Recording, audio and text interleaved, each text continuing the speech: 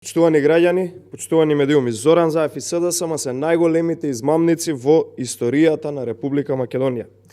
Заев сам вети дека ако изгуби на локалните избори ќе си поднесе оставка. СДСМ ги изгуби изборите, Заев ги изгуби изборите, најави дека ќе даде оставка вечерта после вториот круг, но оставката се уште ја нема.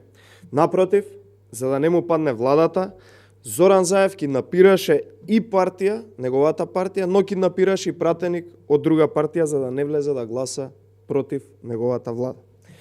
Партијата, која што помеѓу првиот и вториот круг најавуваше Прогрес, всушност е партија која што е водена од наркокартел. Прогресот, замислете, почна да киднапира.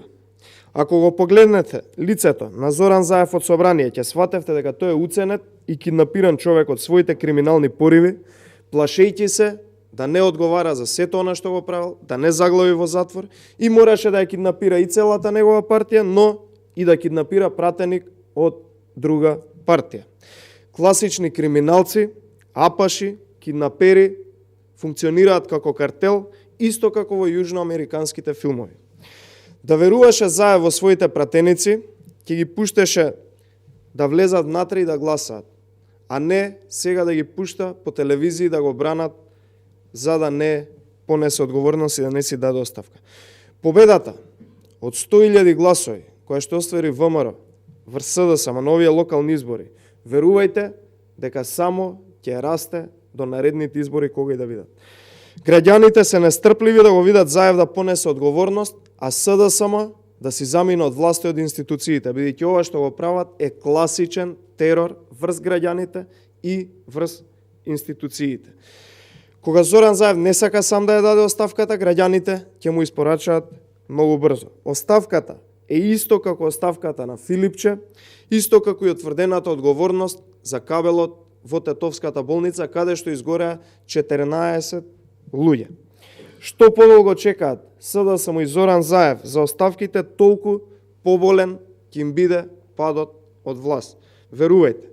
Моментално, фигуративно демонстрирано, тие веќе не се партија на власт, тие се само криминална компонента која што се одржува на апарати уште некое или, како што тие велат, на неодредено време. Одговорност за цел криминал, за сите лаги измами, за сите мафијашко примитивни потези во политиката, мора да има и ќе има. Македонија треба да оди во Европската унија, а не да биде киднапирана во картелско заробеништво на картелот Заеви. Благодарам, повелете прашања.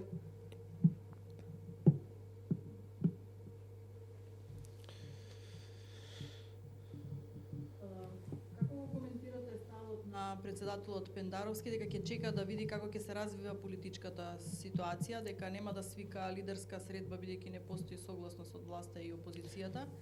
Во однос на тоа дали ќе барате предвремени избори, дали се преговара за тоа? Видете, Стево Пендаровски е само на дугме на премиерот на возаминување Зоран Заев и тој нема да направи ништо што нема да се согласи премиерот во заминување Зоран Заев. Најпрво ќе треба го праша, се согласи, потоа да повлече некој потек. Единствено на што Стево Пендаровски во моментов е посветен, тоа е како да ја спаси кариерата на овој премиер во заминување кој што киднапира пратеници, изгуби над 100.000 гласови разлика на овие локални избори и ништо друго. Така да, тоа е одговорот поднос на неговиот став кој што го изнесе и ние стоиме на тоа дека тој нема ништо да преземе само иницијативно без да му биде дозволено од Зоран Заев. Благодарам.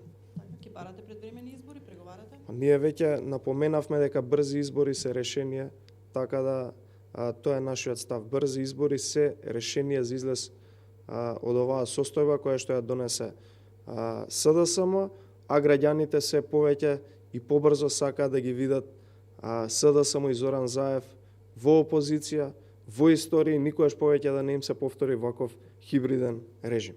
Благодарам. Во однос на тоа дека утре почнува расправата Повелете. за предлог буџетот за 2022 година, каков ќе биде ставот на? Пратениците на ВМРО ДПМН функционираат безпрекорно во собранието на Република Македонија, така да утре во текот на утрешниот ден и тие самите ќе излезат со свој став како ќе функционираат во текот на буџетската расправа. Така да тоа е прашање кое што ги оставам тие самите да го изнесат својот став во текот на утрешниот ден.